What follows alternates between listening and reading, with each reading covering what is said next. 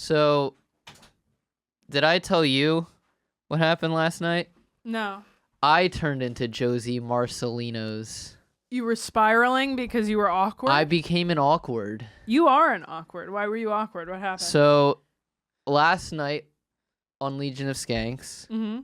Today's Tuesday, the 4th, by the way. Shane Gillis was in town because he played Curtis Sliwa on SNL. So he was in town and was doing spots at the Cellar with Nick Mullen. And they walked over to the stand together. And Shane walked on about 3/4 of the way through Skanks. And afterwards, it was a who's who at the Stand Comedy Club and Restaurant. Because Ryan Long and Steve Ronazizi were also on the episode as the booked guests. Right. And Shane and Nick both walked on, and so they were hanging out afterwards. So it was Shane Gillis, Nick Mullen, TJ Miller was there, Rich Voss was there, Steve was there, Ryan Long was there. James Donald Forbes McCann was there. Oh, yes, we saw him do stand-up. At Anxiety Attack. Yeah. So it was He's great. It was a little overwhelming, I'll be honest. Yeah, which takes a lot to get Mike to be overwhelmed because he's used to being around. And I was planning on going home to feed our cat. We'll get into that later. Yeah. So I didn't want to drink, and I knew we had an in-person meeting this morning. Yeah. So I was trying not to drink and set myself up for failure.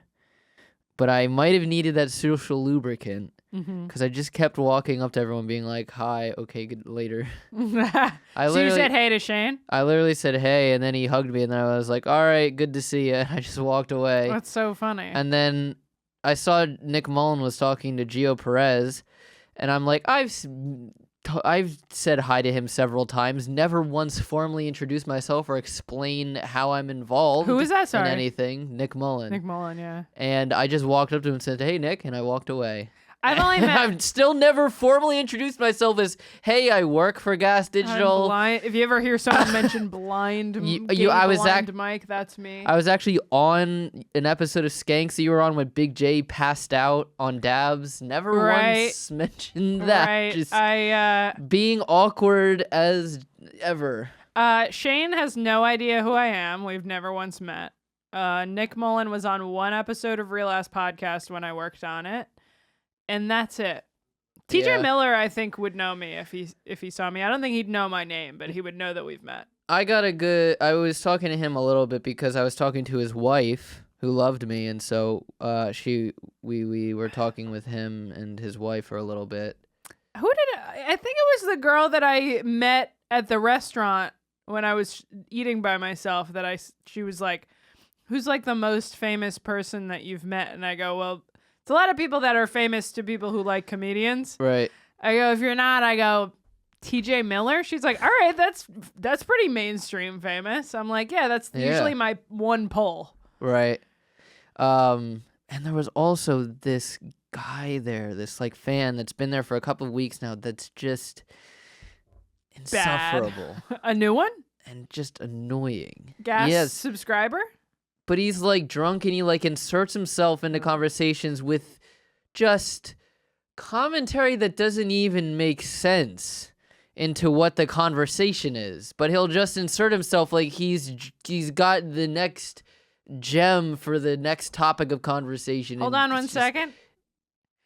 This is GaS Digital, now the GaS Digital wrap-up show. My name's Natalie. That's Blind Mike. We talk about all the best. You just did what he did. Episodes. This week, we're 5 minutes in. We've not introduced the show. We'll do it in post.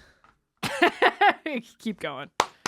Edit. He did that. What you just did just killed all momentum in the conversation. Yeah. That's where like he came over when I was talking to TJ Miller's wife, and she's like, oh, actually, I don't know if you've met my husband before. Have you met him? And I was like, yeah, plenty of times. She's like, no, actually, I think you just need to I need to introduce you again. And I think she was just trying to get out of the interaction with this guy because he stunk. Yeah. And I was like, I don't want to be this guy, so I'm just going to say hello, and I'll see them at Skankfest, so it's going to be fine and okay. Yeah. And I just was just a nervous ball of energy and just kind of left. And then the cat didn't even eat when you fed her. She kind of ate, but let's explain. Welcome to our show. We're I'm a couple. Blind Mike. That's Natalie DeChico. We live together now. That's our podcast. We live together. Yeah, the show is called We Live Together. This is GaS Digital Now, the GaS Digital wrap-up show. We talk about all the best moments that happened on the network this week. Today is Tuesday, November 4th. Usually we record these a little more in advance, but we've been so fucking We're going to get back to being 2 weeks behind on Yeah, our when wrap-ups it airs.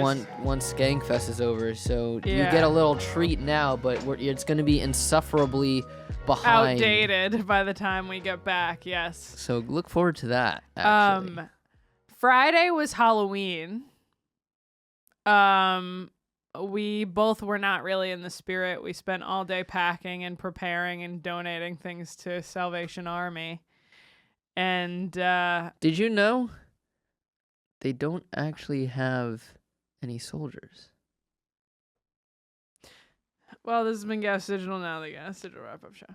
Not even like reserves. Mike picked up a costume while we were there. Yeah, I was basically like, it was October 31st, 3 p.m. Yeah. And I'm like, let's figure this out now while we're at the Salvation Army. And I saw a high-vis vest and a high-vis beanie. And I'm like, I'm a construction worker. Yes. And that's what I went with. And I took some of Natalie's tools that were already out because we were moving. And I just walked around the party being like, all right, I'm the contractor who needs assistance. Work done. Oops, I forgot the tool, but I'm going to charge you for this visit anyway, as if I did any work. I told him that people were going to try to pin him as the Louvre robbers. No one knew what that was. I don't know what that is now. You didn't know that the Louvre was robbed in broad daylight like 2 weeks ago? Really? Are you fucking kidding me? And they're hot. That's what the internet is talking about, is that they're both hot. The two suspects.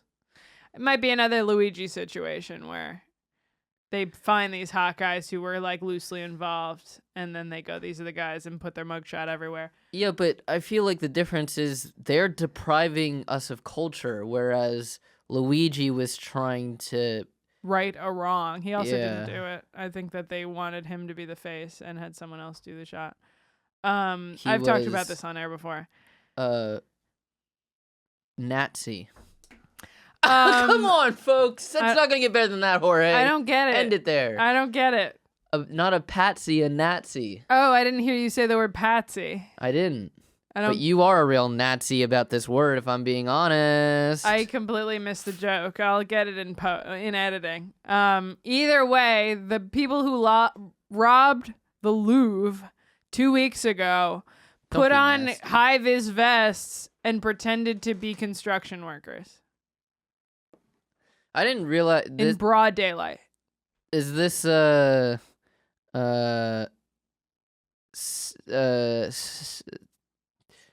Sienna Hubert Ross house situation? What is it called? The place in Boston? Oh, Jesus Christ. No, that was in the middle of the night, and they think that those What is that place called? The Isabella Stewart Gardner Museum? Yeah, the Sienna Hubert Ross Museum.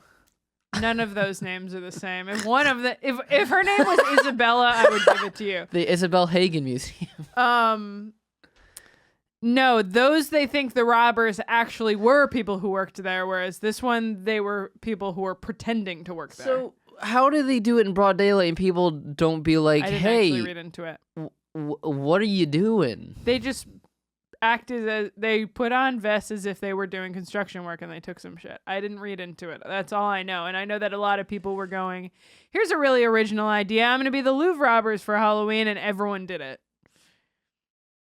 Well, I didn't. That being said, Mike did not do that, and no one called it. But they liked when I said that.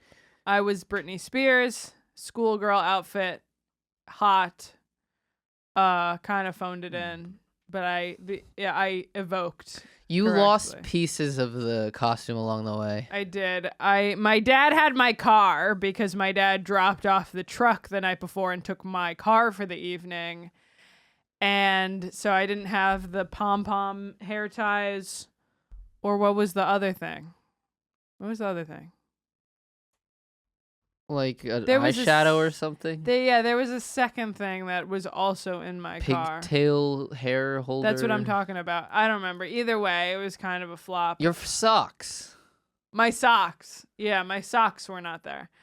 Either way, I looked hot. It was pretty fun. I went to 2 parties. The first one was pretty fun. That's crazy considering you work for a podcast that's in the third party. You made that joke last week. Uh-huh. And it just gets funnier. That's how comedy works. You just keep saying the same joke and it gets funnier and funnier. I think so. Ask G-Mike. He would know. And then we went to the second party where Mike already was, and they were watching Death Becomes Her, which is Mike's new favorite movie. My dad hates that movie. It's not even like my favorite movie. As I said previously, from watching all of the fucking horseshit slop that's on Spook Show, and not the show itself. Yeah, the movies that they watch, which is intentionally picked to be bad. Yes. By the way, it's not like their movie choices are horrible, but just the absolute. It's supposed to be made fun of. So, watching an actual like tongue-in-cheek like corny ass movie, but that's actually done pretty well, was refreshing. Yes, it reminded me of Heathers, honestly. With the campiness. It I only did caught feel the like second fucking half. Heathers. It reminded me of Heathers. It reminded me of Beetlejuice a little bit. Campy. Sorry, the Jorge. effects were goofy.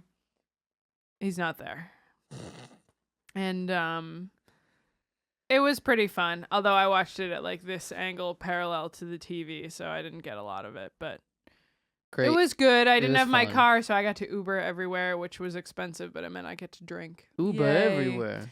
And then bright and fucking early. Oh my 7 God. a.m. I just got like a weight in my stomach thinking about reliving it. Waking up that morning and moving all of my shit. It felt like waking up for basic training. Yeah, I felt like we were on The Amazing Race. Yeah, we had to like get up and do 20 push-ups. We had 2, 4, 6, 8 total people helping. I got 1, 2, 3, it 4, took 5, from 6, 7, 8 movers in my apartment complex. Yeah, my apartment complex. Yeah. We got up at about 7:30 a.m. and we were working until pretty much 5 p.m. It was a lot of lifting, heavy shit up and down the stairs. But we are now officially in Jersey City. We're moved in. And the it's a idea that really I don't nice have to do apartment. that again. Eventually I'm going to have to do it again, but the idea that we don't have that part is over is like a relief every time I think about it. And then oh,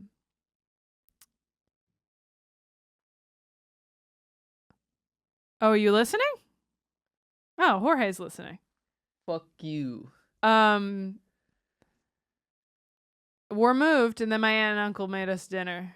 So that was great. The parking situation has been a nightmare, but I'm in the process of getting a parking permit so that I don't have to move my car all the time. But as I've been saying, it reminds me of my college a lot, LaSalle, because it's Tom for whatever reason couldn't fucking I was like, it's a Roman Catholic university. Right. And he's like, oh, Roman Catholic in Philly? I'm like, no. I get they're different schools, but it is still a Roman Catholic, it's a Catholic university. And he's like, well, that's the name of another school. I'm like, I know what the fuck it is, but this is... It's a real who's on first situation. It was. But it reminds me a lot of the university that I went to, where it's in the smack dab in the middle of a city. It's a very small private university. To clarify, we're not living at a college. We are next to. Well, that'd just give away the address, I guess. Yeah, I mean, if you're gonna talk about a Catholic university in Jersey City, it's there's only a couple. There's only the one, I'm pretty sure. Well, what about Our Lady of Perpetual Skanks? Oh, that's pretty good. Our Lady of Perpetual Skanks. It's the name of the episode. Do we want to get into the shows? The move is over. Thank fuck. We need Wi-Fi. I'm getting it today. Yeah. Absolute fucking nightmare. How about you get a connection? I have news for relevant to the show if we're done with our personal lore. Let's hear it. Fart Carnival. Right after this. I believe it's right after Woo! this. Wednesdays at 6 p.m. Today is the first episode. It drops. Subscribe to Fart Carnival. We tried to get at Fart Carnival on as many social medias as possible because it's funny as fuck. Mike Cannon, Brendan Sagalow, being silly, goofy guys, having fun. I'm the producer. So if you want to support me and make me look good at the numbers meetings, you're going to boost that shit up. They're the best. I love these guys. And promo code FART. That's so easy to remember. Yeah, that's it. Go watch it. New show alert. Whenever you want, if you forget the promo code, think of one of my jokes. Yes. There you go. What is that? Very, very good. 'Cause it's silent but deadly. Also, Mike's episodes of The End and Do-Rag are both technically out. The Do-Rag episode is only behind their paywall, but it will be out publicly. Go support our boy. He did great. He did really good. And those are our boys, and we got to support them. Yeah, and in other news, I want to talk about High Society Radio. I would love to talk about with Shaner. Yeah. Let's do it. So speaking of the End podcast with Ryan Shaner, he was on a pre-recorded episode of High Society Radio. It's always live. An always live. And as always, live episode. It was recorded. The hosts were alive when it was recorded. True. And I don't know how far you got into the episode. He seemed to know about it. It was in my subscriptions. Well, we got a great Stanley story. Let's hear it. Stanley. Compress it. Condense it. No, it's a very short story. Let's hear it. In that case. Stanley talked about how when he was in college, he knew someone with they nicknamed Hot Pennies.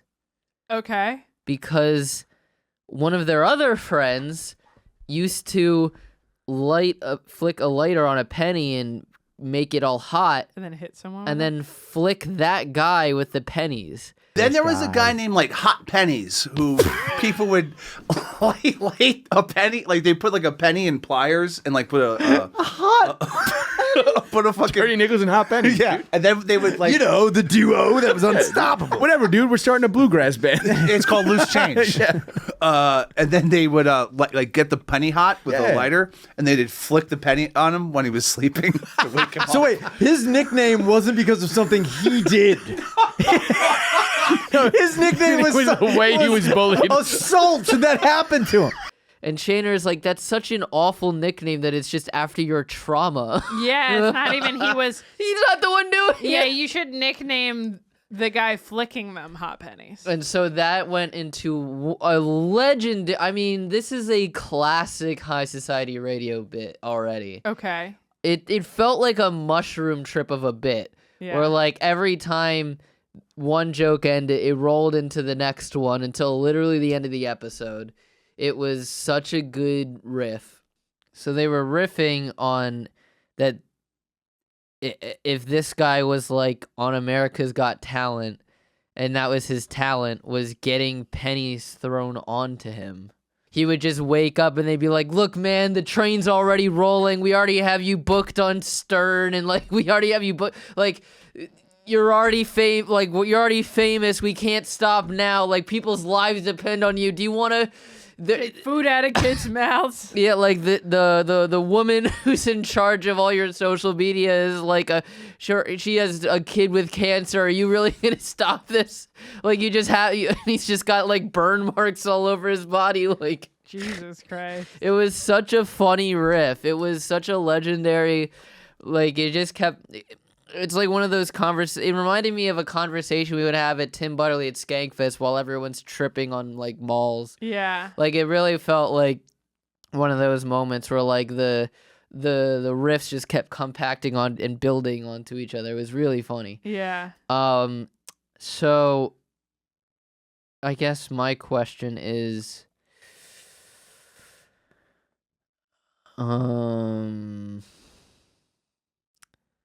Terrible nicknames that you've known people to have? sure. I mean, yeah. What were you gonna say?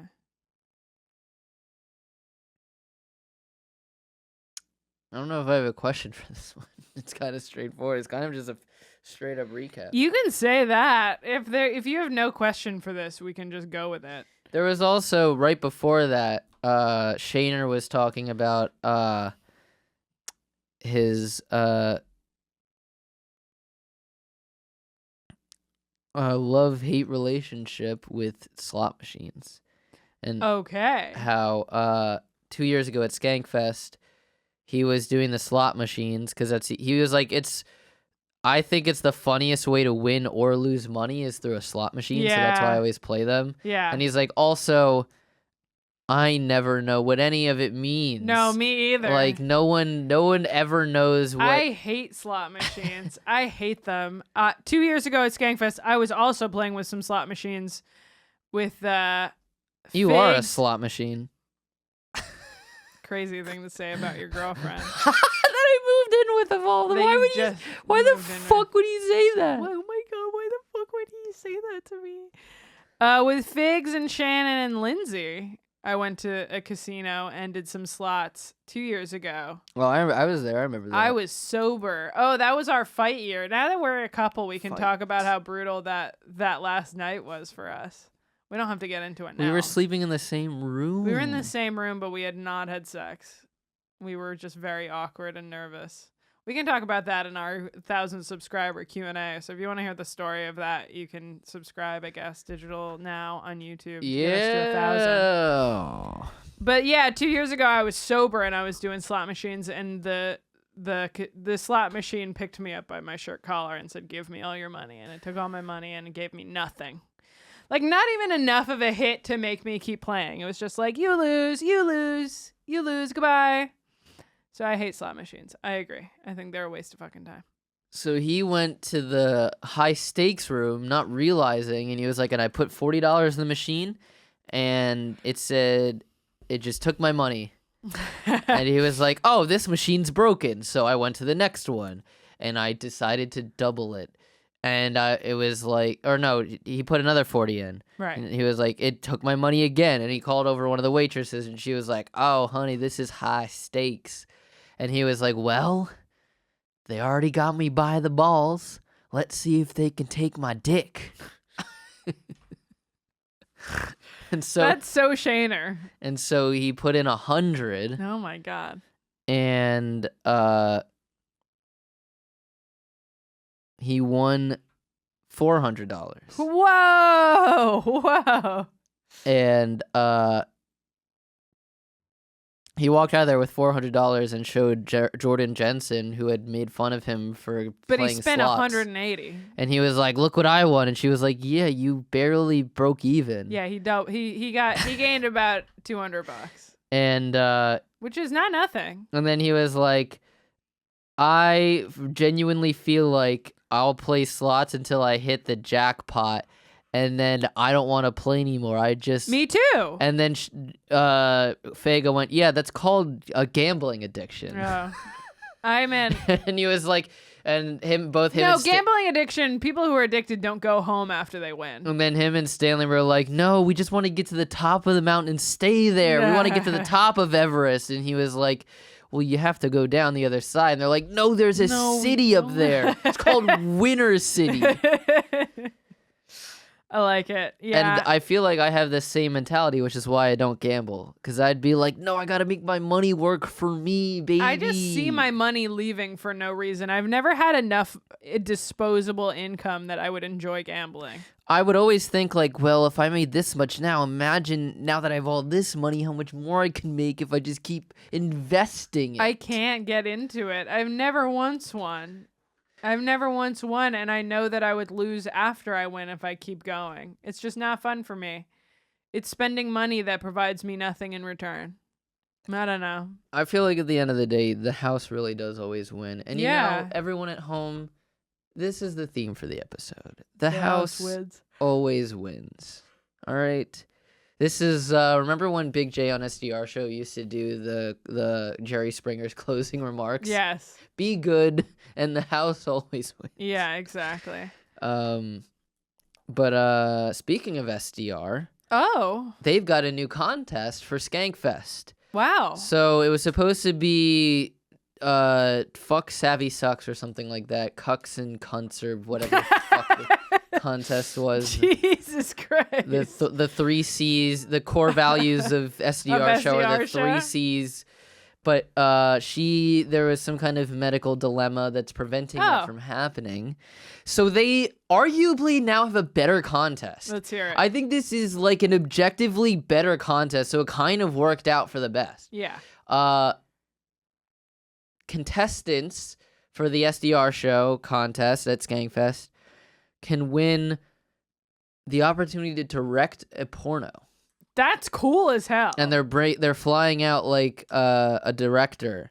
Whoa. A friend of Aaron Berg director. I forget what the show he's in. Maybe The Wire or something? So that's actually an even better contest because I thought it was just going to be bringing in an SDR fan and being like, yeah, tell them to do whatever you want them to do. But the fact that there's like a real director there, like giving them guidance, I think is cool. Yeah, isn't that cool? That's really cool. I hope it's a woman. I can't imagine that it is. So it would be cool. If we had to like figure out the plot for this, what would you want? Especially if it's like Skankfest related. Oh my God! So it's like, Joe DeRosa walks into a closet. I was gonna say some sort of like running into a porn star before she needs to get on stage for the SDR show. Yeah, they're like smoking a cigarette with Big J outside. Yeah, and some guy comes by and she's like, "Are you the PA for this live show?" And he's like, whatever? "I got a PA for you right here." No, I'm thinking like I'll put a P in your A, bitch. That's pretty good. Why does he always start crying? No, I'm thinking more like porn star blows the camera guy on a real porn set kind of situation. That's my thing. Yeah, they like get into it. Yeah, they're like or like the pizza guy or whatever. Or like afterwards, he's like, that was really great job on the podcast today. Right. We should hang out afterwards. Right. Do you have any other ideas? You don't have to agree with me, but that's just what I'm envisioning. Okay. Hear me out. Right? So it's Mike's mom, turn this off.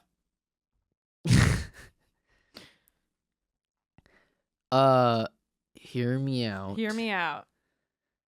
The goddamn comedy jam. Okay. They're on stage. No. They're singing Freebird. Jesus. And during the guitar solo, they just swap fluids. Okay. I was thinking more like stuff is happening on stage, but they're in the audience. Or like in an alley or something. I don't know what the setup is like. Like that time this is a new locale for me. Like that time we smooched in the booth while the Spook Show episode was happening. Yeah, that was last year. But that was us alone. I'm talking like the crowd is everywhere, but they don't notice because there's so many people. True. I can't wait to see the new venue this year. Me too. I'm excited to not be in a dilapidated movie theater. I'm excited to not hide the fact that we're dating this year. True, yeah. First year for us. Although the first year we were there, we were not actually dating. No. Mike was suffering. I was discovering. It was a self-discovery. He was discovering process. Himself in multiple ways, yes. I was like, what's down there? Oh, that feels good when I poke it. Jesus Christ. Mike was 8 years old. I was just rubbing it up against railings. Couches, and yeah.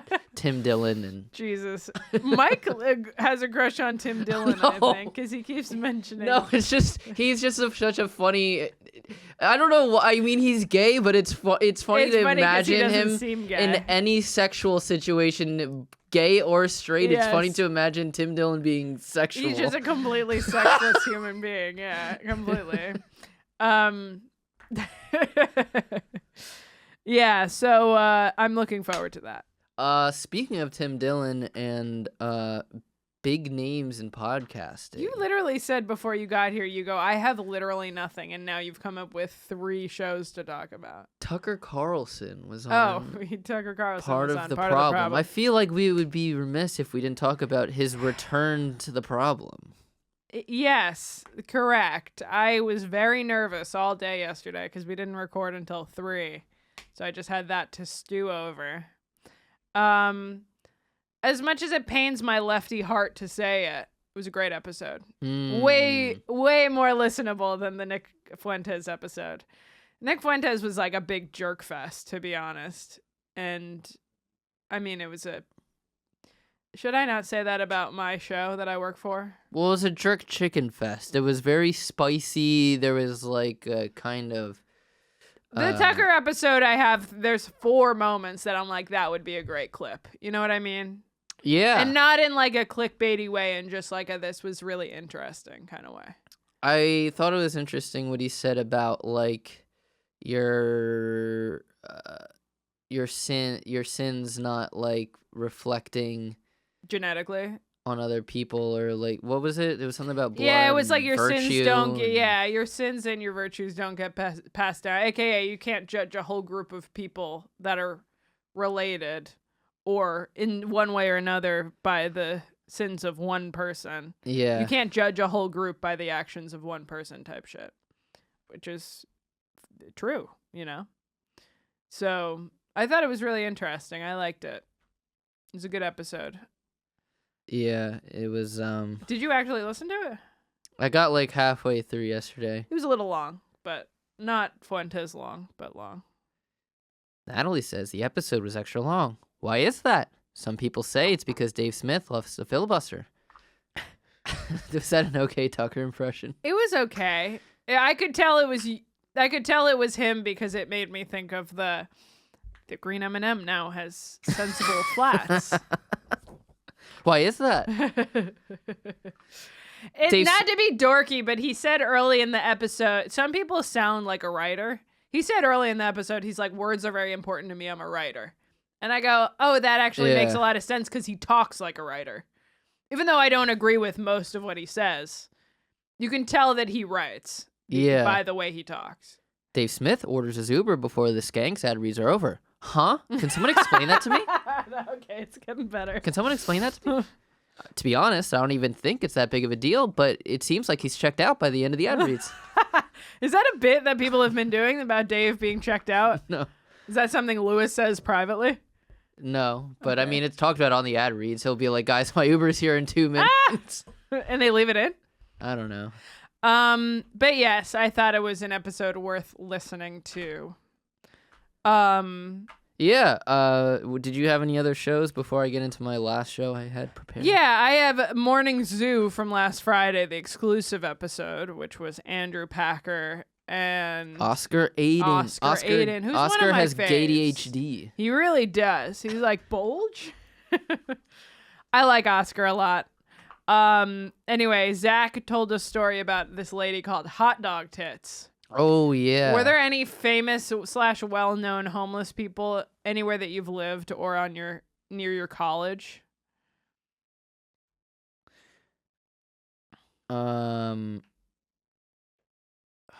This is not a homeless person, but it's someone that you would see on the subway in Boston. Called Keytar Bear. And it was this guy who would busk. I think he had I don't think he had a full bear suit on. I think he just had a stuffed, like a bear head, like the Kanye album cover with the bear on it. Okay. And a keytar, and he would play keytar. You know Hilarious. what a keytar is? Oh, it's like the piano that you hold. Yeah, like it's this. shaped like a guitar, but it's a piano keyboard so that you can hold it. And you play it with your toes. Yeah, and his name, we called him Keytar Bear, and you'd see him like in the comment or on the tee or whatever. But then in my town, there was also a homeless person who would bathe in for some reason when I was a kid, there was a water fountain outside of the library where it was like a basin with two spigots that you could fill up. I don't know why you wouldn't have water in your house, but you would go and you would fill up on water in front of the library, and there was a guy that would wash himself there. Good Lord. I never saw him naked. I don't think he got naked. I think he would just rinse. Anyway, that's it. That's all I have for homeless people. Have I talked about this before? It wasn't a homeless person, but it was kind of a crazy guy. It was that counts too. When I would try to pledge the social frats in college, there was an adult man, wasn't enrolled at the university, right? Just worked nearby. I think he might have been he was Indian. He might have been like a shop owner or something nearby. He would just show up and pledge and pretend like he was networking with us, and we couldn't. Was he like our current age or older? He was in his late 30s, early 40s. No way. Did he have an accent? Not really. He had like an American accent? Yeah, but Whoa. That's so weird. We couldn't tell him to Not go. Yeah. And he would try every fraternity. But can't you be like, she doesn't even go here? She? That's a line from Mean Girls. Oh. You can't be like, he doesn't even go here. I guess for whatever reason, there was some kind of loophole where he could just do it and they couldn't tell him to leave. Yeah. And it was annoying. And then that's super weird. And then I got rejected.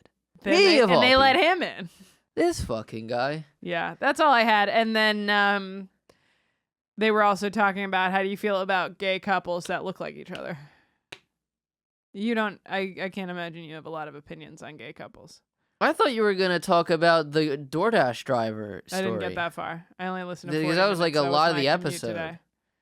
There was a chick who walked in on a naked guy, and she filmed it and then posted on TikTok potentially that he was naked and reported him to DoorDash, and then DoorDash fired her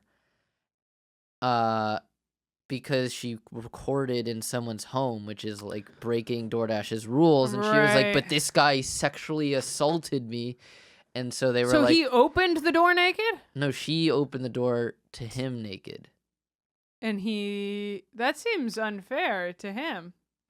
If he wasn't like, hey, here's my dick. That's why DoorDash immediately wasn't necessarily on her side of things. But the only saving grace that they were the hosts of Suzu or GaS, whatever, the consensus that they came to was the only thing that changes it in her favor was that they found out that DoorDash will alert you on who's delivering the food. Mm-hmm. So potentially if he saw that it was a young female, maybe he was doing it. But that's the only that's the only way that they were well, maybe there's something here. Otherwise they're it's kind of shitty to film a naked guy in well his no own home. Because she was on Insta TikTok or whatever and this was now her whole thing where she was giving daily updates on how her DoorDash case and how they fired her and everything. This was now her entire life, and she was sucking it for all it was worth. And they were this is kind of inappropriate. Yeah. Cheapens actual essay, real cases. Allegations. Yeah. That's shitty. That's a tough situation. I don't like that. I did not hear about. I didn't get that far in the episode. It was an interesting conversation. Maybe the consensus could come a little sooner, but it was a good way to end the show. Yeah. American Loser. Is this what we're wrapping on? Do you have anything else? No, I don't. Let's wrap on this. This week, American Loser had the great Louis J. Gomez on, and Some they say he has a special. Actually, we have to. Yeah. Oh, yeah. Well, yeah, he does. We also have to talk about real quick Story Warz. Sorry, speaking of Ralph. Okay. Ralph Sutton was on Story Warz this week. The first reuniting of Big J and Ralph. Was it awkward? Was it seeing your ex? Well, Ralph got the last laugh. I'll say that. Yeah. So Ralph even cleared this with Alex beforehand to make sure this was in the rules of a little bit of behind the scenes for everyone. Yes, he did kind of reveal his hand to us at GaS. He had a story, and as soon as it was read, he goes, "Guys, I don't know if this is against the rules, but Jay has told this story on SDR before." And Jay was like, What the fuck are you talking about? And he's like, "Yeah, okay, Jay, yeah, sure. You don't remember ever telling this story." I had a throat surgery a couple years ago. Remember that when I had throat surgery? And Jay told me the story on the air. So I don't know if that's illegal. Do you think this is true? I remember this. Yeah. I don't know. Is that against? Well, now this has to be Ralph. That's crazy. This certainly isn't me. I've never had an operator. You guys don't listen to each other, but I remember that. When I had the surgery, I had throat surgery. I'm throwing a bomb right now and calling this Ralph if he's playing a great game now. So and fucking trying to say, I don't know if it's illegal. I don't know if it's illegal that I know it. No, it's not. It's not illegal. But I mean, you probably shouldn't have. If everyone votes for Jay now, you just wasted your round. I'm sorry. Everybody vote for Jay. Story number 7 belongs to Ralph.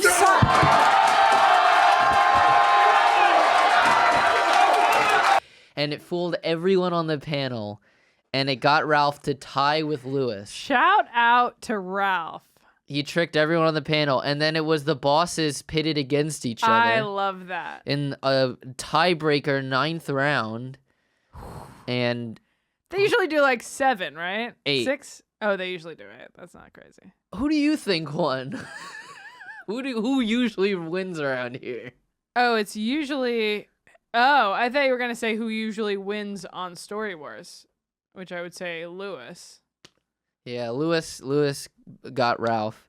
Did he? Yeah, Ralph was talking about it today where he's like, if I had just calculated the numbers better, I probably could have cheated my way to winning again or whatever. I think the fact that he schooled everybody, tricked everybody. Yeah, that was around great. Is way more cool. That was awesome. Flex. Yeah.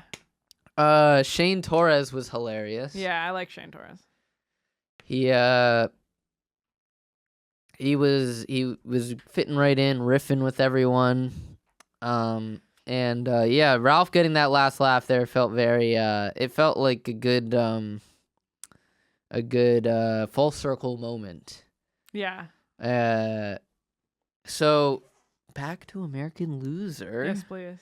So Luis J. Gomez was on. Yeah, a rare form. This is one of KP's best stories because he's talked about this before. It's in his book. If you haven't read KP's book, check out. God, I should know this because I promoted it for so fucking long. History Isn't Boring. Your Teacher Was Right. It's on Amazon now. And one of the best stories in that book is about Devil Dan Sickles, the most real-ass dude in American history. So he had a real prostitute addiction, this guy. To the point where he went to the Queen, when he met with the Queen of England, he introduced a prostitute to her and introduced her as like, I don't remember who he introduced her as, but it was like, he was like, imagine if Donald Trump went to meet the Queen of England and introduced a prostitute as Hillary Clinton. It was like that. It was really like introducing her as like someone important. Right. And another one was, so he was the first case of temporary insanity working in a court of law. Wow. So his wife cheated on him, surprise, surprise, and with the son of Francis Scott Key, who wrote the Declaration of Independence. Oh, I thought it was the song. That's the Star Spangled Banner, you fucking Yeah, I dumbass. thought he wrote the Star Spangled Banner. Francis Scott Key did. It was his son. Yeah, but you said the Declaration of Independence. Did I? You sure did. Dumbass. All right, so it's not me. I'm not crazy. He wrote, maybe he did, maybe it was a ghostwriting situation, okay? Continue. I'm sorry to walk all over you. We, the people, Look at the church and all of the steeple. Bars. Keep going. To form a freer union with the Constitution. Anyway. What if it was Hamilton? I wish I knew enough Hamilton to... Anyway, Francis Scott Key's son.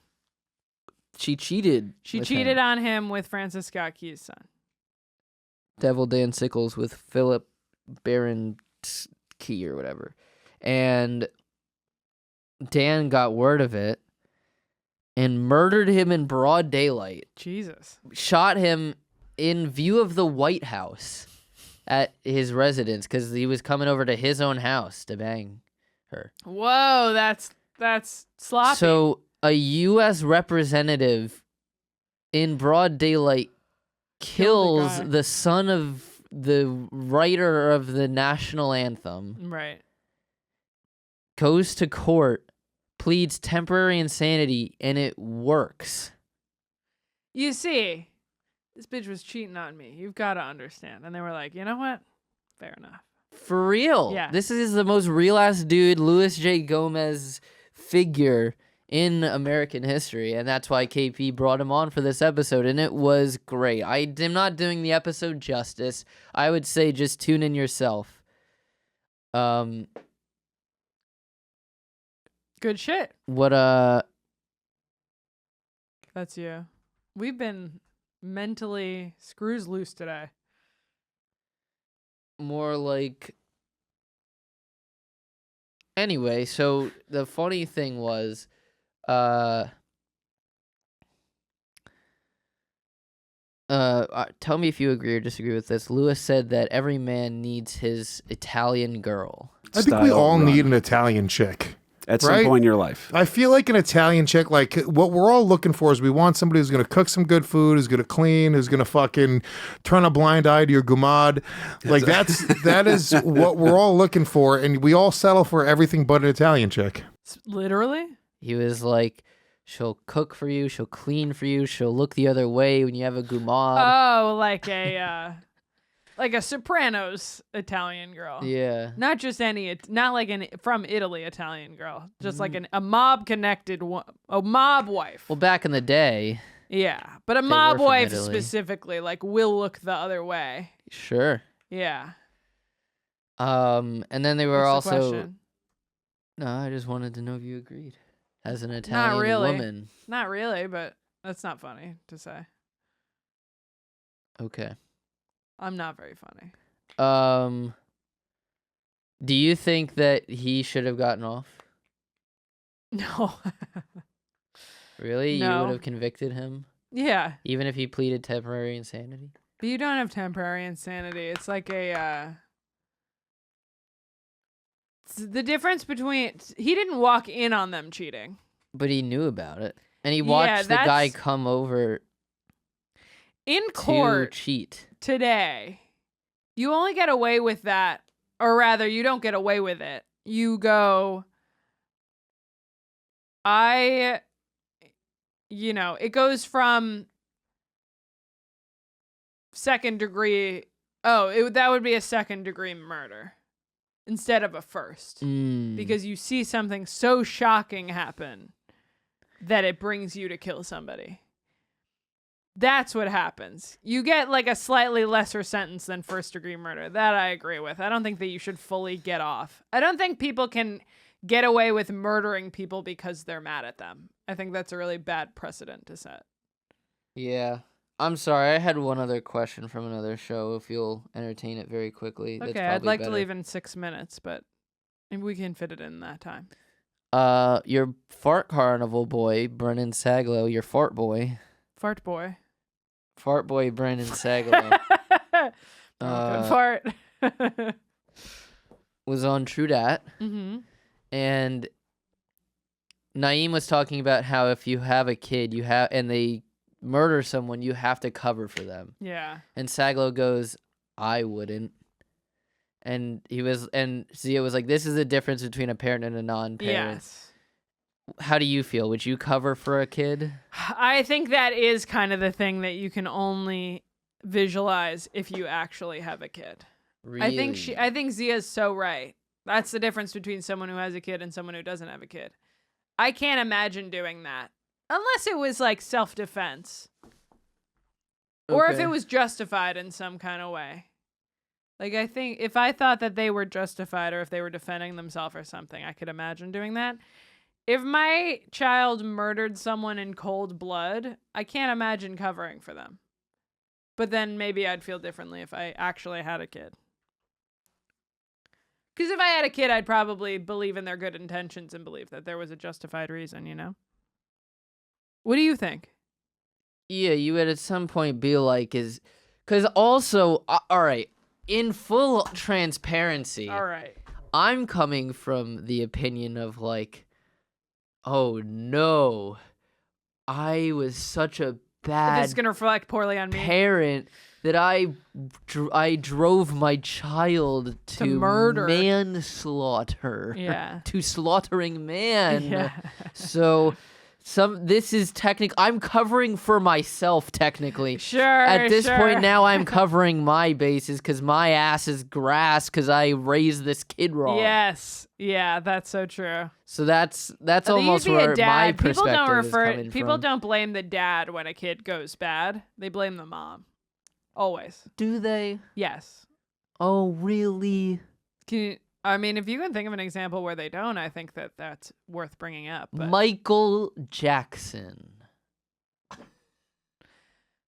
fair enough. Michael Jordan. Yeah, I guess you're right. If the person is famous and they know the dad, they blame the dad. Drake. Famous person is famous dad. If it's like a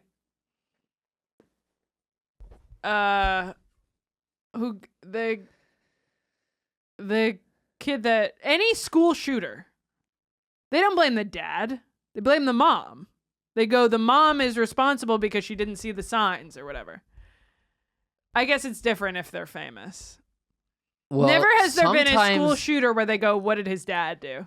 Well, here's why I disagree with you. They'll say it was the dad's gun, or the dad like would take them to the range or something like that, or like you know, their dad caused them to like have violent tendencies. Sure.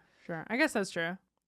This also brought about they revisited the conspiracy that O.J. Simpson was covering for his son, and that I've never heard that. yeah, there's a conspiracy theory that OJ's son killed Nicole and what's his face, and his OJ was covering for him. Yeah. Which doesn't I'm just make thinking about the fact sense, that the fans are going to be like, because women can't fucking do he didn't- anything. This bitch thinks that it's always women that are being blamed for things. The problem with that conspiracy, it doesn't make sense because No, I he can got see that. off. Yeah. And that's the biggest fucking. That's like when flat earthers are like talking about the sun, and you're like, yeah, but shadows go in a circle. You're right. Yeah. That was the number one. Yeah, OJ wasn't covering for his son. He would say, I did it if he was covering for his son. Exactly. Yeah. Yeah. He was yeah. actively trying to deny guilt. Yeah, and then wrote a book being like, What if up, I did it. Ayo haters, peep. He would have been game. like, He I was did like, it, and peep I deserve to game. go to jail if he was covering for his kid. You're so right. That's why I've never heard that. Probably. Yeah, it's not the best one, but anyway, I think this has been Gas Digital now. think The it Gas has. Digital wrap up show. Good catch. Good catch. Mike is a good catch. Mike is a catch. As in, like, you'll catch some kind of Disease. This has been Gas Digital Now, the Gas Digital wrap-up show. We are still on the prowl for 1,000. for 1,000 subscribers, so please, I don't if you understand- haven't already, Keep going. You're better at this than me. if you haven't already, if you're watching this on the website, which I know a lot of you are, there's no reason you can't go to the YouTube channel right now at Gas Digital Now and help us out and subscribe so you can get that exclusive tell-all Q&A at 1,000 and the lie detector test at 3,000. Natalie has a fundamental misunderstanding of something. What's that? I don't know. You said I don't understand. I don't understand how we've gained 3 subscribers in the past 30 days. That's fucking embarrassing. Is our show that bad that people see it and they go, I don't want to fucking touch that? I don't think that's true. You guys are here right now. You've made it to the end of the episode. Well, let's not shame the people who are here. No, that's what I'm saying. I'm saying some people really like it. So you guys, like, obviously there's people here who love this show enough that they're here at the end of the episode. I don't know. It's not that our show is not good. It's that there aren't enough eyes on it. Maybe I'll cut that. Man, I wish I had eyes. Natalie DeChico edits on Instagram. Fart Carnival and everything airs after this show on Wednesdays, and then will be released to the public. Fart Carnival. Very good. Toot. Then goes public the following Monday at noon. And and I'm so sorry. That's Hot Podcast. That's my other podcast. Go ahead. Follow the GaS Digital accounts on Instagram and Twitter at GaS Digital, and check out more classic long clips being posted on the GaS Digital channel at GaS Digital Network. I'm going to be doing Man on the Street stuff at Skankfest, so check out for that. I'm probably going to get around to editing the Exotica Festival video this weekend, and I'll probably put it out early next week as a nice little pre-Skankfest teaser. Thank you for being such loyal fans. We love you guys. And we'll see you next time.